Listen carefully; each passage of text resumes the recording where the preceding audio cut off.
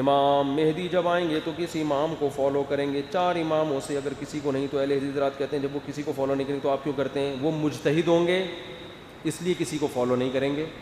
تو جو مجتہد ہے وہ کسی کو فالو نہ کرے, جو مجتہد نہ ہو وہ مجتہد کو فالو کرے. اس کی دلیل یہ ہے کہ حضرت عیسیٰ اور امام مہدی جب آئیں گے اگر وہ مجتہد ہوں گے, جیسے ظاہر ہے کہ مجتہد ہی ہوں گے وہ, تو اب ہمارا اہل حدیث حضرات سے سوال یہ ہوگا کہ اب بھی آپ خود اجتہاد کریں گے یا ان کی تقلید کریں گے؟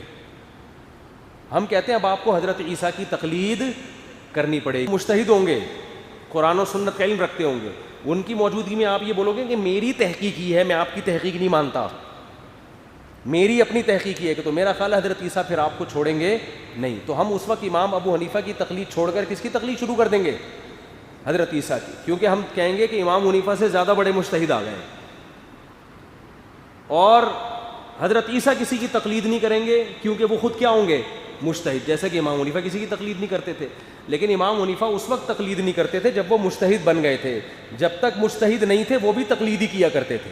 اسلام میں آپ کو 2 ہی طبقے ہمیشہ سے ملیں گے, یا تو مقلد یا مجتہد. یا تو خود آتا ہے لہذا ضرورت نہیں ہے, خود نہیں آتا تو اب کسی مجتہد کو فالو کرنا ہے. لوگ کہتے ہیں جب نبی موجود ہیں تو کسی مجتہد کو فالو کرنے کی کیا ضرورت ہے؟ نبی تو موجود ہیں لیکن بنفس نفیس تھوڑی موجود ہیں. نبی کی احادیث ہیں, نبی کا قرآن ہے, اس کو سمجھنا پڑتا ہے.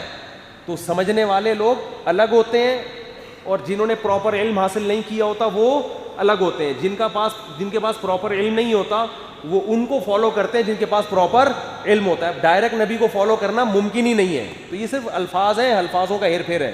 اور میں جانتا ہوں اہل حدیث بھی لازمی تقلید ہی کر رہے ہوتے ہیں اپنے علماء کی, لیکن اس کو نام تحقیق کا دے رہے ہوتے ہیں. وہ تو سب ہی کر رہے ہوتے ہیں, وہ اپنے عالم پر اعتماد کر رہے ہوتے ہیں. ہر حدیث کی کون تحقیق کر رہا ہوتا ہے بیٹھ کے؟ انہوں نے بتا دیا یہ حدیث ہے, اگلے نے مان لیا. اس کے مخالف حدیث ہے یا نہیں ہے یہ لوگوں کو پتہ نہیں ہوتا. یہ منسوخ ہے, ناسخ ہے. یہ اگر آپ تحقیق کرنے پر آ گئے نا تو ایک رفع الیدین کے مسئلے کی تحقیق میں آپ کو کئی مہینے چاہیے. یہ جو لوگ کہتے ہیں نا ہم نے تحقیق کر لی ہے, ان کو میرے پاس لے کر آئیں کبھی, پھر میں بتاؤں گا کی ہے کہ نہیں کی ہے. درجنوں حدیثیں ان کی نظروں سے اوجھل ہوتی ہیں, حدیثوں کے ترجمہ تک نہیں پتہ ہوتا ان کو. تو ہر آدمی تقلید کر رہا ہے.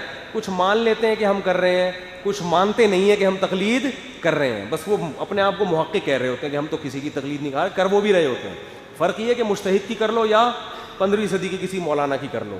ہم کہتے ہیں جو گزر گئے, جن کو آدھی سے زیادہ امت نے فالو کیا, ان کی کرنے میں زیادہ عافیت ہے. یہ ہمارا اہل حدیث سے اختلاف ہے. معذرت کے ساتھ ہم اسے کہتے ہیں ایکسکیوز می سر.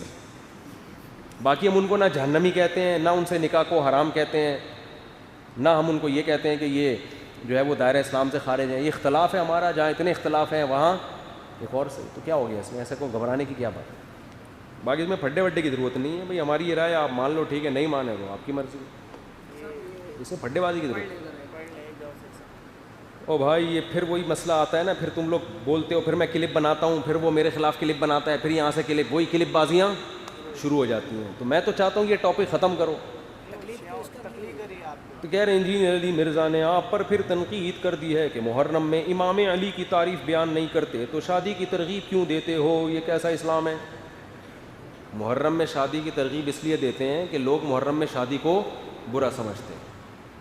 اگر آپ کو حضرت امام حسین محرم میں شہید ہوئے تھے تو اس مہینے میں جس میں امام حسین شہید ہوئے ہیں شادی کرنا کتنا برا کام ہے. تو بھائی یہ والا محرم نہیں تھا جس میں شہید ہوئے تھے, وہ 1300 سال پرانا محرم تھا, اس میں تھوڑی ہوئے ہیں شہید. اور اگر محرم میں شہادت کی وجہ سے نکاح حرام ہے تو سفر میں بھی کوئی صحابی شہید ہوئے ہیں, ربیع الاول میں بھی ہوئے ہیں, ربیع الثانی میں, ربیع الاول میں تو رسول اللہ صلی اللہ علیہ وسلم کا انتقال ہوا ہے. یہ تو زیادہ بڑا غم ہے. پھر ربیع الاول میں شادی بھی کیا ہو گئی؟ بولو نا, پھر تو وہ بھی شادی ناجائز ہو گئی. اور پھر آگے ربیع الثانی میں بھی کچھ ہوا ہوگا, آپ تاریخ کی کتابیں اٹھائیں تو کوئی نہ کوئی صحابی کا انتقال ہوا, کوئی شہید ہوا, کوئی کسی پیغمبر کی شہادت ہوئی. تو یہ تو یکم محرم سے لے کے 29-30 ذی الحجہ تک اسلامی تاریخ میں کوئی بھی ایک بھی ایسا دن نہیں ہے جس دن کوئی غم زدہ واقعہ نہ ہوا. ایک صاحب نے میرے خلاف کلپ بنایا کہ یہ کہتا ہے محرم میں شادی کرو. میں کہتا ہوں محرم میں بھی کرو, سفر میں بھی کرو, جب رشتہ مل جائے اس وقت کرو.